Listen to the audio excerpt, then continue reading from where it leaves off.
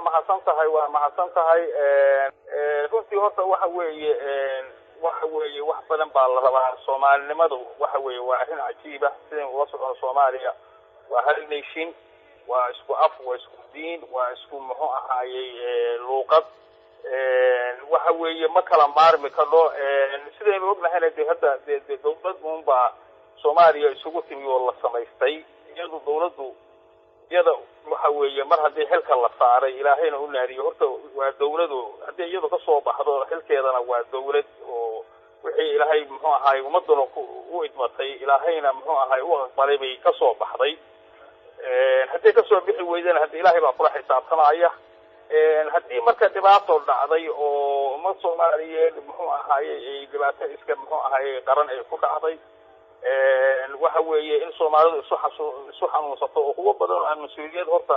iyagu aan bahayn laakiin Soomaalinimo waxa xasuusanaya baa meel walba ka hadlay Djibouti baa timi Ethiopia timi dawladda Soomaaliya waxa weeye wixii dadka iyada mas'uul ka ahayd marka inay tagto soo fiirso dhibaatada muxuu ahaayay aad bay ugu habboonayd waxa weeye lagama hor cid iska horistaay ka dhaana ma jirto haddii muxuu ahaayay farwada isagu ma iman karo ama dawladda Puntland ay timi anigu arrintaa waxaan u arkaa khalad baan u arkaa waayo ummadda waxa weeye la xukumo bay ka mid tahay Puntland oo dawladda muxuu ahaayay loo yahay bay ka mid tahay iyaga wax ka dhigtay waa ka mid xildhibaan ay ku leedahay wasiiray ku leedahay marka waxa weeye arrintaas waxa weeye anigu waxaan u arkaa khalad baan u arkaa waxa weeye walow hadda Soomaaliya hadda xaaladeedu muxuu ahaay wax badan oo sulugma iskaga jiraan oo aan isleenahay wixii ummadda Soomaaliyeed laga sugaayay wax badan baa muxuu ahaay niyad-jab ah jira haddana hadii iyagu muxuu ahaay yiraahdeen oo muxuu ahaay arrintaas waxa weeye waa in lagu gacantiyay ku fiicnaan lahayd waa tahay dabcan madaxda dawladda Soomaaliya waxay aad uga hadleen dhibaatadii ka dhacday gobolada Puntland iyo duufaanadii dadkii ay dhibaatada u geysteen waxaana dawladda Soomaaliya sheegtay in lacago ay ugu deeqday dadkaas goordhowna ay guddi u diri doonto deegaanadii ay dhibaatooyinkii ugu badnaa ka dhaceen marka hadalkan ka soo yeeray madaxweyne Farole maxaa lagu tilmaami karaa ujeedada ka dambaysa walahi qofku horta shakhsiyan Farole shakhsiyan madaxweyne Puntland weeye qofku shakhsiyadan iyo fikradiisa isaga iska leh muxuu ahaayay haddii isaga macnaheedu arrintaas uu ka hadlay muxuu ahaay sida ula muuqatay waa wax isaga u gaara laakiin anigu shakhsiyan waxaan u arkaa arrinta muxuu ahaayay dawladda muxuu ahaayay dhexe Soomaaliyeed arrintaas waa muxuu ahaay waa ku saxsanayd waa mas'uuliyad dalka ka saaran baan u arkaa dhibaatooyinka haatan la sheegayana waaba iska badan yihiin oo haddeer muxuu ahaayay waxaan maqlaynaa muxuu ahaayay shabeellada dhexe waxa weeye qayla ka taagan shabeellada hoose qayla ka taagan horta dhibaatooyinka Allah Soomaaliya ka qaado waxa weeye dhibaatooyinkaasna waxa weeye ama mid colaadeed ha ahaato ama mid muxuu ahaayay masiibo muxuu ahaayay iska dhacdaba ha ahaatee horta dalka dhibaato badan baa ka jira anoo fursadana uga faa'iideysanayo muxuu ahaayay waqtiga aad siiseenna waxaan leenahay muxuu ahaayay meeshii masaajidka haddii qaylo ka yeedho xagee loo cararaya haddeer waxa weeye qaylada haddeer laga sheegayo dawladda dhexe aad baa dadku yani niyad-jab uga dhacay aad baa muxuu ahaayay arrintaasi maanta mid loo fadhiya ma ahayn haddii arrimuhu way iska badan yihiin arrimahaas oo dhanna waxay u baahan yihiin waxyaalaha qaladka ka dhex jira dalka bay ka mid tahay midaas hadda aad weydiisay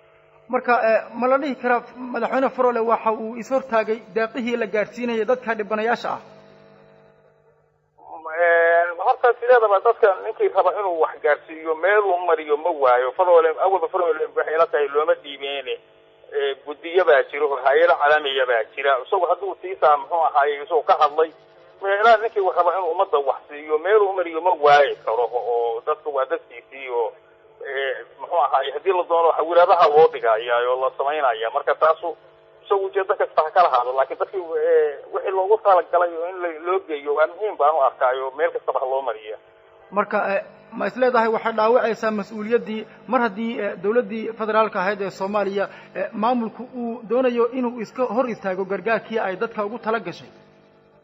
horta waxaa jira horta dhibaatada inaga haysataa oo aan ka hadlaynaayo muxuu ahaayay qaylada meel kastaba keenaysa horta waxa weeye horta waxaan ba u arkaa Soomaaliya baaba hadda mas-uuliyiinta meel kastaba ha joogeen horta in soomaaliya in la heshiiyo oo haddaan horta dadku la heshiin oo dadku muxuu ahaayey meel kastaba ha jooge aan la heshiin horta waxa weeye waxa imanaysa iskaaku fara badan baa imanaya marka horta waxaan leeyahay soomaaliya dib heshiisiin qaran in loo qabto horta waa muhiim kan muxuu ahaayey hadda iska dhacdayna taasu waxa weeye waa dee qofku dhibaatada weligeed baa dadka haddii dhibaato ku dhacda loo xoola goyn jiray ninkii muxuu ahay hadeer lacaga meel walba laga ururinaya soomaalidu meel kastoo dhibaato ka dhacdo waa xaalada loo gurmaday dawladdu hadday muxuu tiri taasu waxa weeye waa wax waajib weeye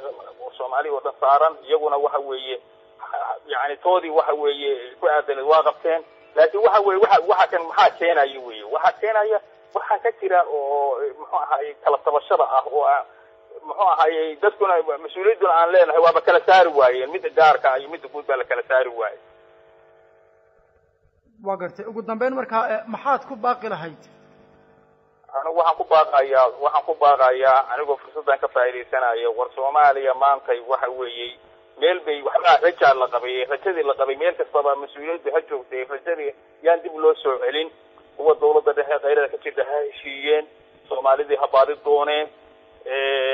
muxuu ahaayey dawadii bukootayay noqoni dawa hadday bukooto hadda maxaa wax daweynaya kuwa maamul goboleedyada ah ama waqooyi ha ahaadeen ama puntland ha ahaadeen ama jubbaland ha ahaadeen hadda jubbaland waxa weeye saan ula socona waa tagtay oo waxa weeye dawladdu waa in la wada heshiiyo oo laysu tanaasulo oo soomaaliya sidii muxuu ahaayey nin walba dhinaciisa ka tanaasulo weliba sida xilka loo kala hayo dawladda dhexe iyadoo mas-uuliyadeedu waaba kasii ballaaran tahay inay wax badan tanaasulaada samayso iyadoo waxa weeye waaba loo idmaday oo waa wax laga sugaya laakiin in soomaaliya isu tanaasusho muxuu ahaayey ilaahayna ay baryaaneen iyaguna ay isu tanaasulaan taasaan anigu soo jeedinaya